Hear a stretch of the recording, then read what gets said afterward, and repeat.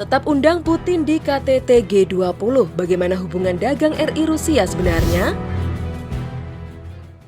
Kementerian Luar Negeri tetap mengundang Rusia dalam konferensi tingkat tinggi atau KTT G20 di Bali pada November 2022. Walaupun kehadiran Rusia ditentang beberapa negara hingga berujung ancaman bakal absennya Amerika dan Ukraina dalam pertemuan tersebut.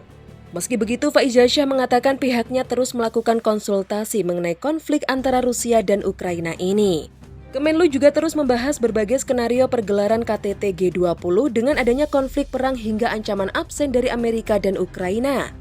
Sebelumnya Putin mengatakan bakal hadir di KTT G20 November mendatang.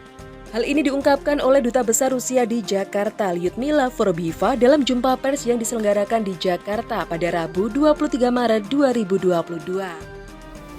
It will depend on many things, including the COVID situation that is getting better. But so far, yes, the intention is to.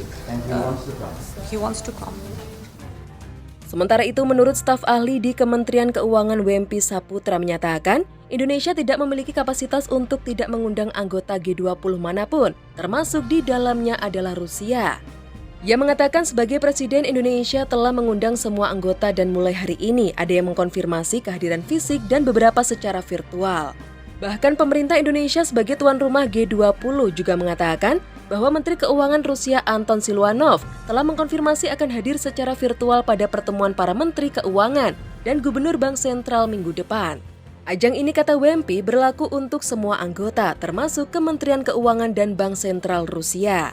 Selain itu juga tengah dipertimbangkan untuk mengundang Ukraina ke pertemuan yang akan diadakan di Washington DC pada Rabu 20 April 2022. Dalam jumpa pers Kementerian Luar Negeri kemarin, juru bicara Kemlu RI Tengku Faizasyah mengatakan, Indonesia mendengarkan semua pendapat negara anggota G20, termasuk mengundang Ukraina ke KTT Bali November.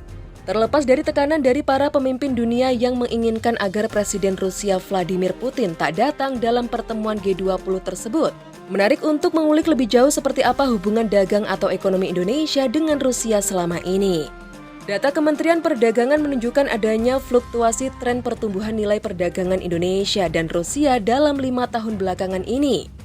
Pada Januari hingga Februari 2022 misalnya, tercatat nilai perdagangan kedua negara mencapai 679 juta US dollar atau sekitar 9,8 triliun rupiah dengan asumsi kurs 14.359 rupiah per dolar AS. Nilai itu terdiri dari ekspor Indonesia ke Rusia sebesar 332 juta US dollar dan impor Indonesia dari Rusia sebesar 347 juta US dollar. Dengan begitu, neraca perdagangan Indonesia defisit 15 juta US dollar dari Rusia pada 2 bulan pertama tahun ini. Sedangkan pada tahun 2021 lalu total perdagangan kedua negara mencapai 2,74 miliar US dollar atau sekitar 39,3 triliun rupiah.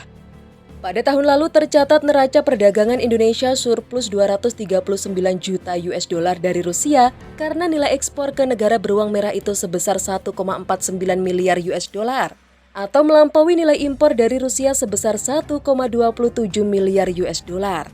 Sepanjang 5 tahun terakhir tercatat tren nilai total perdagangan kedua negara berfluktuasi.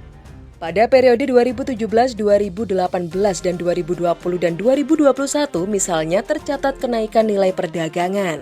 Sedangkan pada tahun 2018 hingga 2020 nilai perdagangan kedua negara terlihat turun.